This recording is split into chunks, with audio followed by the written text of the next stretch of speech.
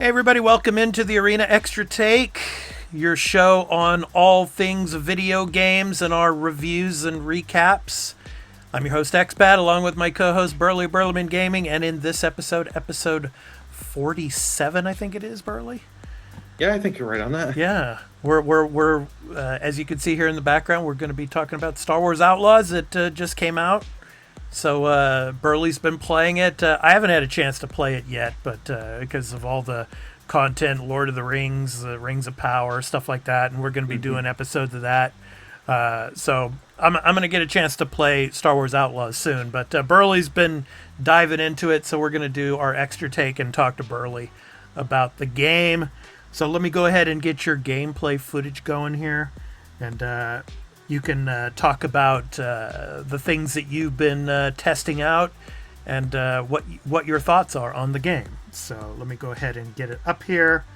Yeah. So this is the beginning. So this is the load screen here. So go ahead, Burley, take it away, man. I'm going to go ahead and start it. So yeah, this just for anyone wondering, this is running off a Series S. Okay. Because I just figured because I did Ubisoft Plus, so I get the Ultimate Edition and I could play the game early. So I've played it for a couple days now and have had a couple hours. And I was like, I had heard with certain graphics cards and certain setups on the PC version, it was giving people trouble. So I was like, okay, I'll try the Xbox version out. And how does it run? It runs fine. I've encountered one or two times that a frames drip. Okay. But they've gone back up. But usually when that has happened, I will give them at least credit. There was quite a bit happening, so it wasn't like there was nothing on the screen. So okay, I'm going to pause it. I'm going to pause it here for a second because I want to show everybody here, and you can describe it more. But yeah, it's like, is it really truly open world, or is it more semi-open world? Because here we're in kind of like a cantina type of area, right? We're at like a it's pretty open world. Like I'm in this cantina town thing, but I can just easily walk out, call my speeder, and go out, and I'm on this planet, and there's tons to explore and do bases and all sorts of stuff. Nice. So here, me just showing you the little creature Nyx, and now I'm just gonna say Nyx is the best part of this game. Oh really? What he is so emoteful into. He's playing dead there. Like you can use him to distract cameras for you, distract guards and stuff like that. And if you go take out your blaster and you point it like you're going to shoot him, he goes like, and then plays dead. Okay. So like they really spent a lot of good time on Nyx. And one thing you're really going to have to, if you want to make it far in this game, you really need to get used to Nyx. Like when you get into gunfights and stuff, and how you heal yourself is back to vials. So when you kill enemies, they'll drop them. So what you want to do is you want to be hitting the LB or L1 on a PlayStation controller and going to send Nyx to go get those back to vials and bring them back to you, bring you guns, or he can also, there'll be things that you can detonate, and you can press buttons and get him to detonate. So here, this is just showing you the three different crime networks that I've been involved with. My chat picked Crimson Dawn that we're aligned with right now. I was like, let's go with Crimson Dawn. That's good, yeah. Voted. So one thing here is like they do show you these little things so you can get abilities by doing special tasks of like, okay, if you stealth kill a certain amount of enemies, you'll unlock and finish this challenge. Now you'll get this ability. So they give you rewards for playing different gameplay styles, which is something I like and nice. Yeah, it's cool. You got all the tools here too that you can use that are at your disposal, and also. Yeah, one thing is all you really have is for your main weapon. You only have a blaster. You can pick up like assault rifles and stuff like that and different weapons. But the problem is as you're moving around and like if you do try and climb up or climb a ladder, your K will just drop them. It's like, no, let me keep the weapon. But you will get upgrades for your blaster and change different shots, styles. Your blaster isn't like... It starts off very limited, but the more you play and as you get farther in, have more options. Now, how many worlds have you visited so far? I've only been on one planet, but I'm in space. Currently, I'm in space. I'm actually on an Imperial space station. Hmm. So, like, they do quite a lot with the space.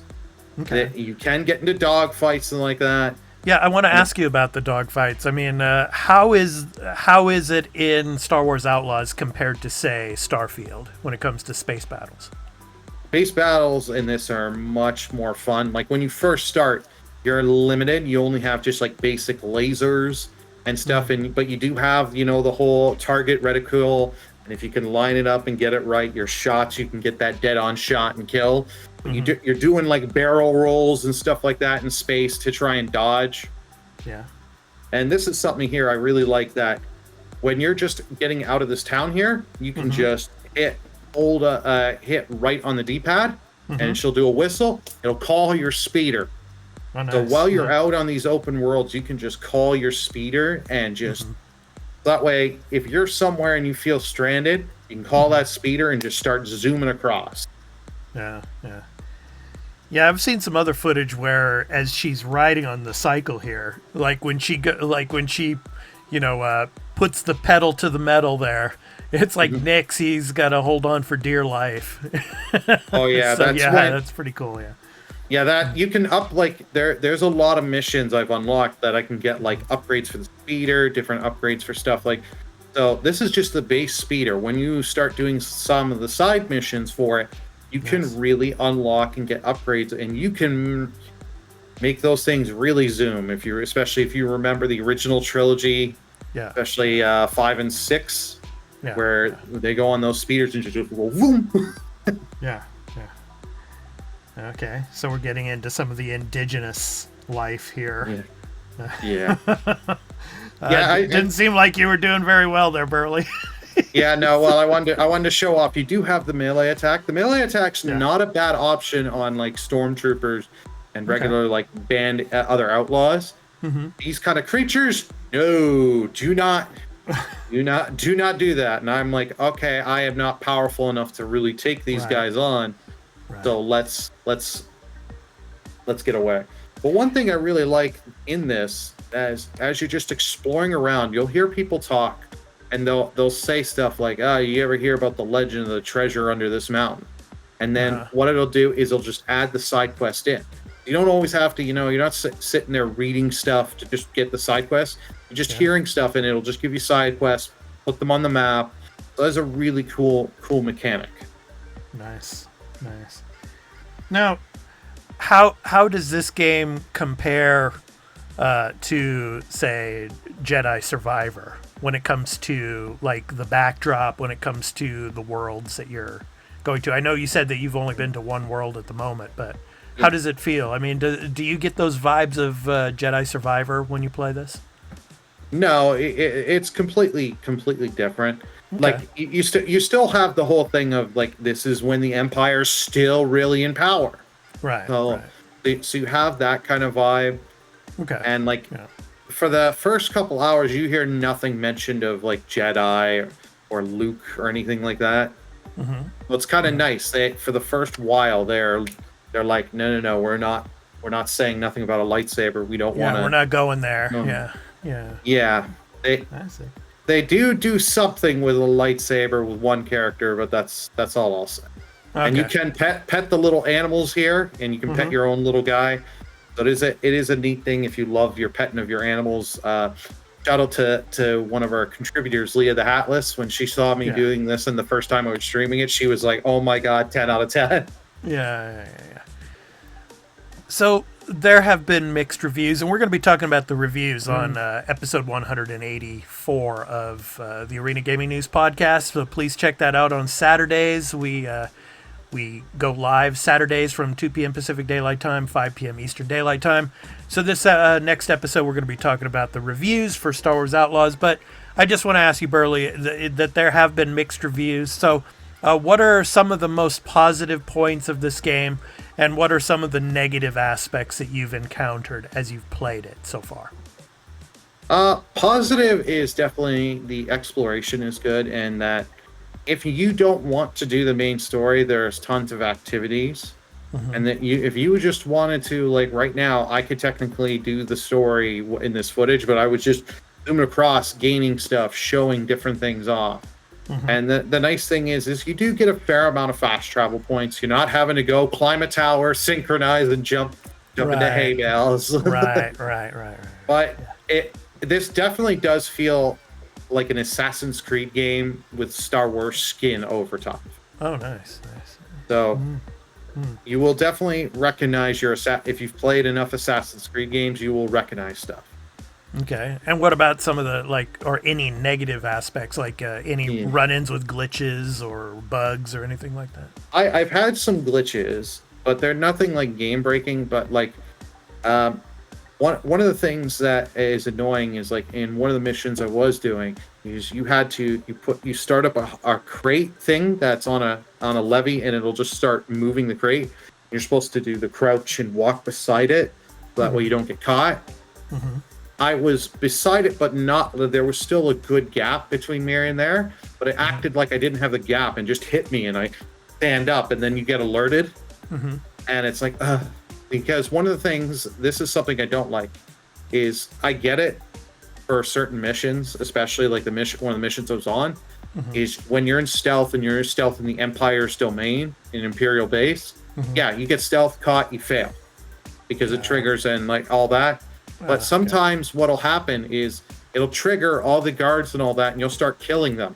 But it won't immediately, just tell you failed and go back to the checkpoint. That's interesting. Yeah, you can wait a few minutes, and it's like, when it's just like, I get it, I failed. Get me to the fail screen here. I want to continue and try this again. Yeah, because like when you just automatically fail and then you start again, that's very Assassin's Creed.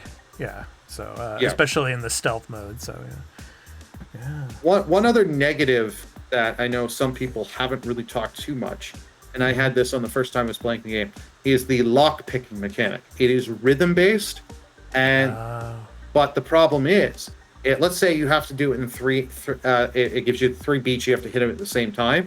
If you do it good on 2 but miss the 3rd, you got to do all again.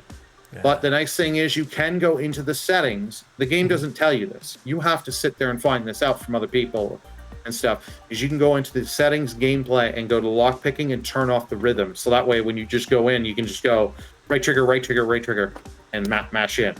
Nice. All right. Okay. So I'm going to go ahead and minimize this here. So, Burley, last question for you about this game. I'll save your score for the podcast.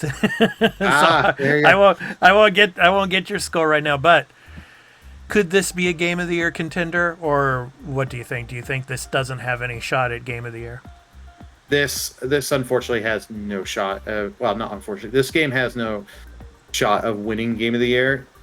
It's a good game, but it has some problems that are holding it back, and especially with some stellar releases we've had throughout this year, it ain't gonna beat them.